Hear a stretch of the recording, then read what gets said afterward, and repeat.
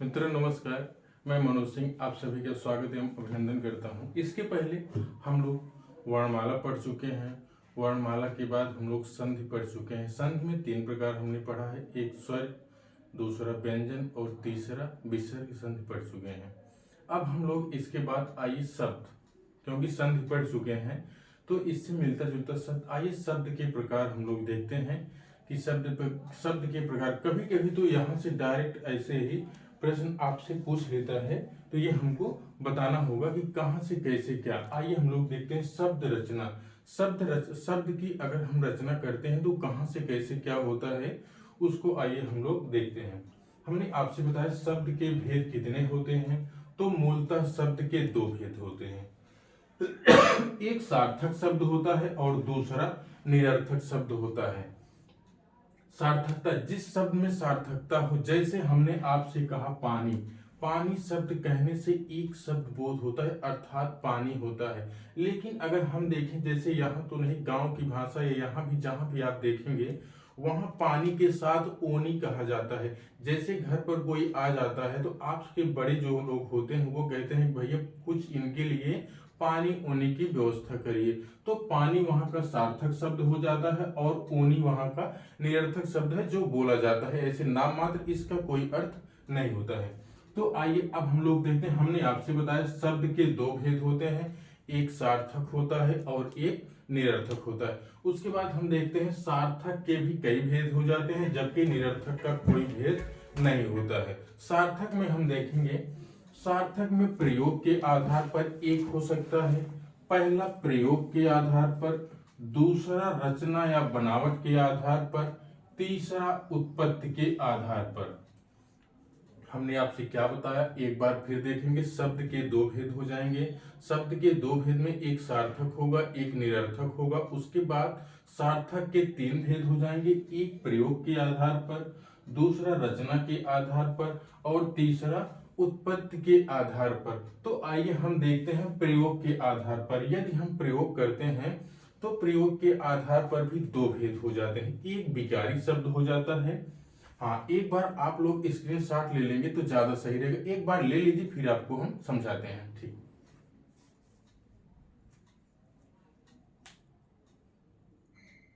हाँ आइए, हमने आपको बताया कि प्रयोग के आधार पर 2 प्रकार होता है, एक विकारी शब्द होता है और दूसरा अविकारी शब्द होता है। जाहिर सी बात है आपके दिमाग में ये प्रश्न उठना चाहिए कि कौन सा विकारी शब्द होता है और कौन सा अविकारी शब्द होता है। तो हम आपको बताएं, जहां संज्ञा, सर्वनाम, क्रिया, विशेषण, इसमें लिंग वचन कारक में परिवर्तन किया जा सकता है तो वही विकारी। विकार का अर्थ होता है जिसमें विकार उत्पन्न किया जा सके, लिंग वचन कारक में परिवर्तन किया जा सके, वो शब्द विकारी होता है। और जिसमें शब्द लिंग वचन और कारक में हम परिवर्तन नहीं कर सकते हैं उसे अविकारी शब्द कहते हैं। जैसे क्रिया विशेषण, यहां देखिएगा, क्रिया विशेषण, संबंध बोधक, समुच्चय बोधक और विस्मयादि बोधक। हमने आपसे बताया प्रयोग के आधार पर 2 भेद हो जाएंगे, एक विकारी होगा, दूसरा अविकारी होगा। विकारी में हमने आपको बताया संज्ञा होगा, सर्वनाम होगा, क्रिया होगा और क्रिया विशेषण होगा। फिर उसके बाद दूसरा हमने आपसे बताया विकारी शब्द। विकारी शब्द क्या होता है, जिसमें लिंग वचन कारक में हम परिवर्तन ना कर सकें, वो क्रिया विशेषण होता है, संबंध बोधक होता है, समुच्चय बोधक होता है, विस्मयादि बोधक होता है। ठीक, इसके बाद अब हम देखते हैं रचना या बनावट के आधार पर। इसके भी 3 प्रकार होते हैं, रूढ़ होता है, यौगिक होता है, योग रूढ़ होता है। हम आपसे बताएं, रूढ़ शब्द वही शब्द होते हैं जिनका रूढ़ शब्द, जैसे हम कहें पानी, तो पानी कहने से सिर्फ पानी का ही बोध होता है। दूसरा हम देखते हैं यौगिक शब्द। यौगिक का अर्थ ही होता है 2 शब्दों का मेल, जैसे विद्यालय, विद्या धन आलय। ऐसे देखिए, जहां यौगिक यौगिक का अर्थ ही होता है जोड़, 2 शब्दों का मेल जहां होता है वहां यौगिक होगा। और योग रूढ़ उसे कहेंगे जो किसी एक के लिए रूढ़ हो जाता है। जैसे हम समास में आपको बताएंगे बहुब्रीहि समास होता है, किसी एक तीसरे के लिए रूढ़ हो जाता है, उसी तरीके से योग रूढ़ भी वही होता है जो किसी तीसरे के लिए हो जाता है, किसी तीसरे का बोध हो जाता है। रूढ़ शब्द वही होते हैं। हमने आपसे बताया रचना या बनावट के आधार पर 3 प्रकार, रूढ़ हो जाएगा, यौगिक हो जाएगा और योग रूढ़ हो जाएगा। ठीक है, अब हम लोग आते हैं उत्पत्ति के आधार पर।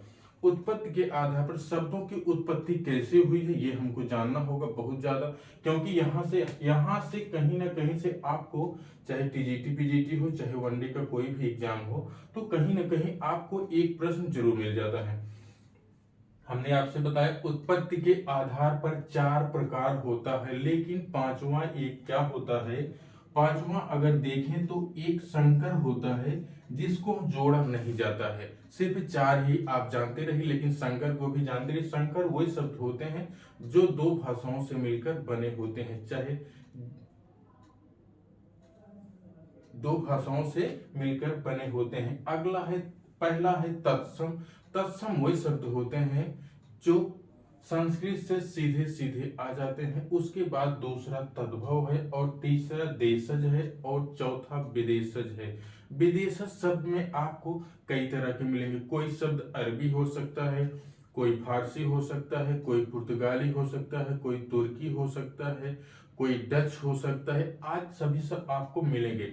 हम एक शब्द अगला आता है संकर। संकर तो आप ही जानिए, लेकिन अगर आपसे पूछेगा कि उत्पत्ति के आधार पर शब्द के कितने प्रकार होते हैं, तो उत्पत्ति के आधार पर हमें 4 प्रकार बताना है। कौन कौन सा? एक तत्सम बताना है, एक तद्भव बताना है और देशज बताना है, विदेशज बताना है। लेकिन संकर को भी जानते रहिए, जैसे रेलगाड़ी। रेलगाड़ी संकर शब्द, रेल अंग्रेजी शब्द हो जाता है, गाड़ी देशज शब्द हो जाता है, तो रेलगाड़ी हो जाता है। ऐसे आपको समझना है। ठीक है, अभी हम लोग अब ये पढ़े। अब इसके बाद हम लोग क्या पढ़ेंगे, उत्पत्ति के आधार पर शब्दों के तत्सम तद्भव और उसके बाद देशज विदेशज पढ़ेंगे। उसके बाद फिर हम लोग यहाँ आएंगे। तो आप लोगों ने समझ लिया। हम एक बार फिर आपको बता दें कि शब्द के 2 प्रकार हो जाएंगे, एक सार्थक होगा, दूसरा निरर्थक होगा। सार्थक के भी 3 प्रकार हो जाएंगे, प्रयोग के आधार पर, रचना या बनावट के आधार पर, उत्पत्ति के आधार पर। तो हमने आपको बताया प्रयोग के आधार पर 2 हो जाएगा, विकारी और अविकारी। रचना या बनावट के आधार पर रूढ़ यौगिक योग रूढ़ हो जाएगा और रचना या बनावट के आधार पर 4 हो जाएगा, तत्सम तद्भव देशज और विदेशज। तो आइए हम लोग इसके बाद अब तद्भव और तत्सम शब्द को देखते हुए धीरे धीरे चलते हैं। ठीक,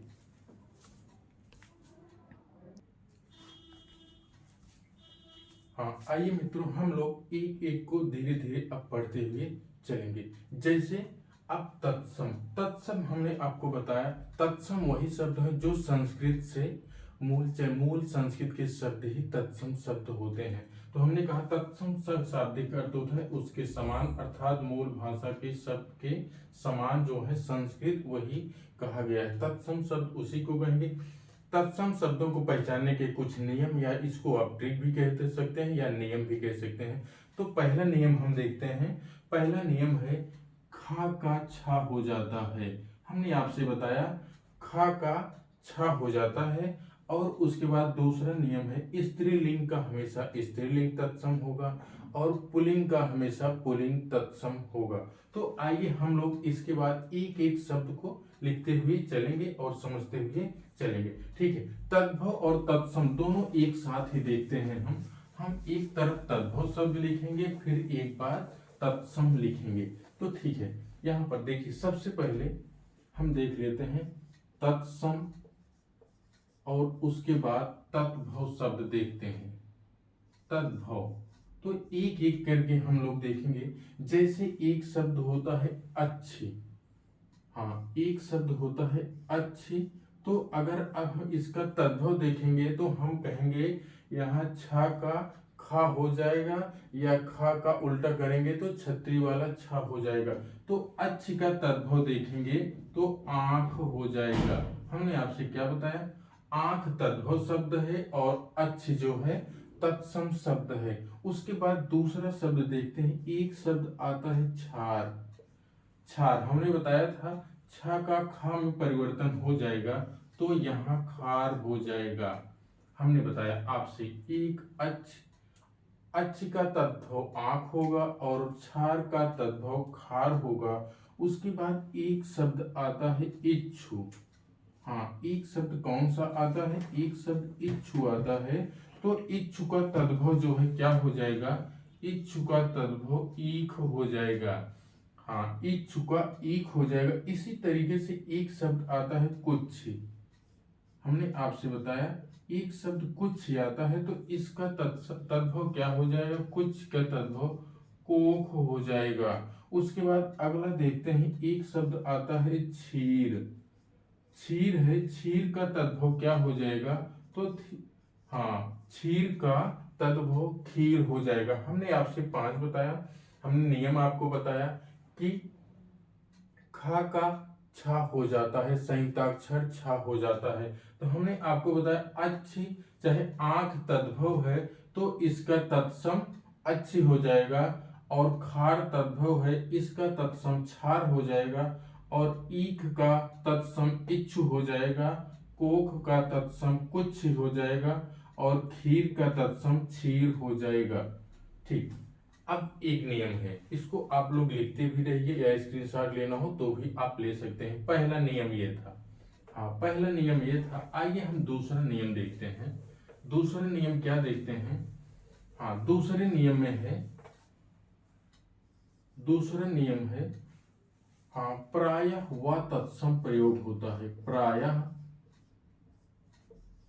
व तत्सम होता है।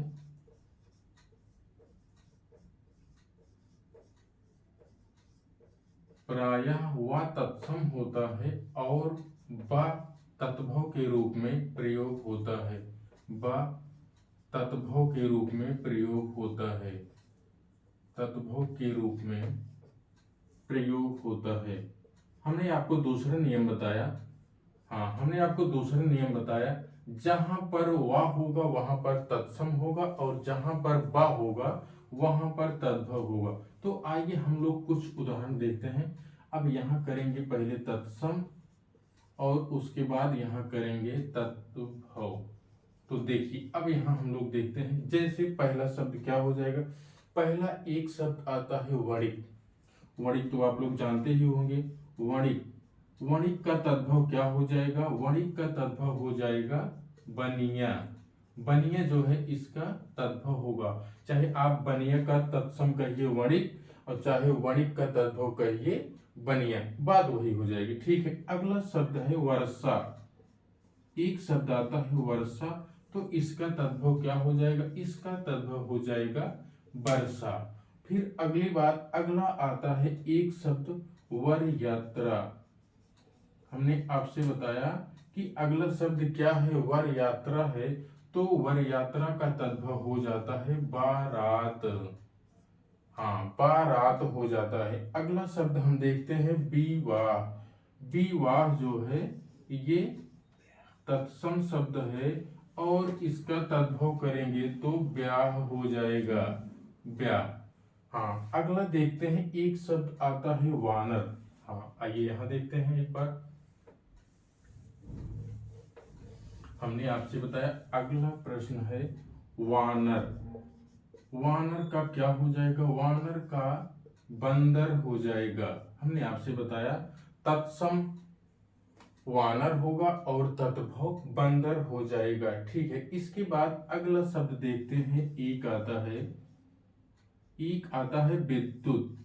विद्युत का तद्भव क्या हो जाएगा? विद्युत का तद्भव हो जाएगा बिजली। यहाँ हमने आपको नियम में बताया है कि प्रायः व तत्सम होता है और बा तद्भव होता है।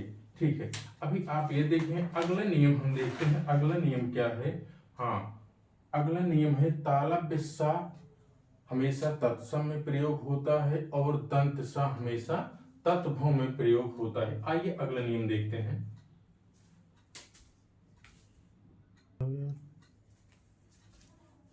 हाँ, आइए मित्रों हम लोग अगला देखते हैं। अगला नियम है प्रायः तालव्य सा तत्सम होता है और दंत सा तद्भव होता है। इसके उदाहरण आप देखिए, यहाँ पर हमने बताया शाक तत्सम हो जाएगा और यहाँ ये साग जो है तद्भव हो जाएगा। उसके बाद हमने सुख बताया, सुख जो है तत्सम हो जाएगा और यहाँ पर ये वाला सुख तद्भव हो जाएगा। एक शब्द आता है सुंड, सुंड में तालब बिस्सा रहेगा और यहाँ सुंड जो है वहां पर तद्भव हो जाएगा। नियम ही है, तालब बिस्सा अगर कहीं है तो तत्सम हो जाएगा और दंत सा जहां पर है वहां तद्भव हो जाएगा। तो अगला शब्द हम देखते हैं, एक शब्द आता है स्वसुर। ससुर जो है ससुर का तत्सम रूप है, तो तद्भव अगर देखेंगे तो ससुर हो जाएगा और तत्सम देखेंगे तो स्वसुर हो जाएगा। हमने आपको 3-4 बताया। हाँ, सा का उच्चारण दंत तालब सा हमेशा तत्सम होगा और दंत सा हमेशा तद्भव शब्द होगा। ठीक है, यहाँ आप लोग देखें, अगला नियम हम देखते हैं, प्रायः या तत्सम होता है और जा तद्भव होता है। ठीक है, यहाँ हम लोग देखते हैं, हमने आपसे बताया कि प्रायः या तत्सम होता है और जा शब्द जो होता है वो तद्भव होता है। तो ये नियम 4 हो जाएगा। आप नियम भी थोड़ा सा ध्यान रखेंगे तो याद करने का तरीका थोड़ा सा आसान हो जाएगा। ठीक है, हमने आपसे बताया एक शब्द यहाँ पर लिखेंगे तत्सम और यहाँ पर लिखेंगे तद्भव। ठीक, अब यहाँ पर हम देखते हैं तत्सम शब्द युवा हो जाएगा। तो हमने बताया जहां पर यह शब्द आएगा वो तत्सम हो जाएगा और जहां पर जा शब्द होगा वहां तद्भव हो जाएगा। ठीक है, हमने कहा युवा, तो युवा का तद्भव क्या हो जाएगा, युवा का तद्भव जवान हो जाएगा। अगला शब्द आता है युग, हमने आपसे बताया युग, तो इसका हो जाएगा जुग, युग का जुग हो जाएगा। हमने ऐसे कहा यजमान, यजमान ये तत्सम हो जाएगा और इसका जजमान हो जाएगा, जजमान जो कि तद्भव शब्द हो जाएगा। ठीक है, इसके बाद हम लोग देखते हैं एक शब्द आता है योग, योग आता है। योग को अगर हम तद्भव करेंगे तो यहाँ जोग हो जाएगा। हमने बताया योग का जोग तद्भव हो जाएगा।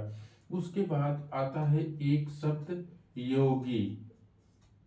हाँ, हमने बताया योगी जो होता है तद्भव जोगी। अब चाहे आप जोगी का तत्सम योगी कहिए और चाहे योगी का तद्भव जोगी कहिए। ठीक, उसके बाद एक शब्द आता है यहाँ, हमने आपसे बताया एक शब्द यहाँ है, इसका तद्भव हो जाएगा जहां। नियम हमने आपको क्या बताया, नियम नंबर 4 हमने आपको बताया कि यह जहां पर होगा वहां तत्सम शब्द होंगे और जहां पर जा होगा वहां पर तद्भव शब्द होगा। तो यहाँ पर हमने पढ़ा युवा, युवा का तद्भव जवान हो जाएगा और युग का तद्भव जुग हो जाएगा, यजमान का तद्भव जजमान हो जाएगा, योग का जोग हो जाएगा, योगी का जोगी हो जाएगा, यहाँ का जहां हो जाएगा। ठीक, हाँ, अगला हम देखते हैं इसके बाद का नियम क्या है, ये आप लोग एक बार नोट कर लीजिए। उसके बाद हम देखते हैं जहां री का प्रयोग हुआ होता है वहां लगभग लगभग तत्सम शब्द होता है। अगला नियम क्या है, अगला नियम हमको देखना है, हाँ, अगला नियम देखना है जहां पर री का प्रयोग होता है वहां पर तत्सम शब्द होता है। अब यहां देखिए नियम नंबर 5, नियम नंबर 5 क्या कहता है कि री का प्रयोग प्रायः तत्सम शब्दों में होता है, तत्सम शब्द होता है, शब्द होता है।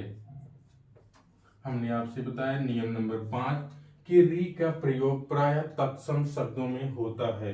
तो ठीक है, यहाँ हम लोग तत्सम कर देते हैं और उसके बाद यहाँ पर तद्भव शब्द कर देते हैं। अब आइए हम लोग देखते हैं, एक शब्द आता है श्रृंगार। श्रृंगार तो सबसे पहले सभी को जान लेना है, शुद्ध कैसे लिखना है, ऐसे लिखना है, इसमें श्रम नहीं लगाना है। तो श्रृंगार का क्या हो जाएगा, श्रृंगार का ये हो जाएगा तद्भव श्रृंगार।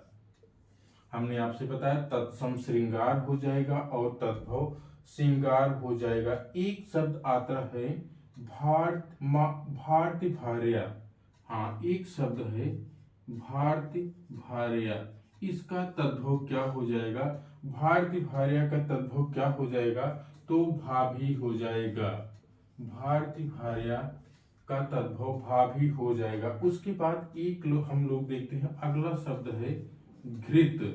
घृत का क्या हो जाएगा? घृत का तद्भव घी हो जाएगा। उसके बाद अगला शब्द है, एक शब्द आता है मृतिका। हाँ, अगला शब्द है मृतिका, तत्सम शब्द है और इसका तद्भव क्या हो जाएगा? यहाँ पर इसका हो जाएगा मिट्टी हो जाएगा। मृतिका इसका तत्सम होगा और मिट्टी इसका तद्भव हो जाएगा। ठीक है, आइए हम लोग एक अगला देखते हैं घृणा। घृणा तत्सम शब्द हो जाएगा, इसका तद्भव होगा घिन।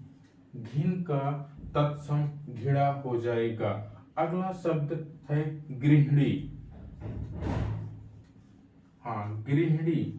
गृहिणी तत्सम शब्द है, अगर इसका तद्भव हम देखेंगे तो क्या हो जाएगा? इसका तद्भव हो जाएगा घरनी। हाँ, एक बार आइए पुनः देखते हैं। हम आपसे बताएं श्रृंगार तत्सम श्रृंगार का तद्भव श्रृंगार हो जाएगा। भातृ भार्या का भाभी हो जाएगा।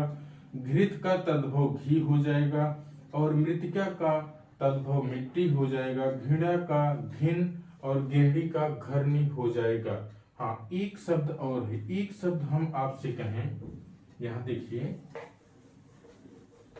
हाँ, आपसे कहें अगला शब्द जो है, अगला शब्द एक आता है वृद्ध।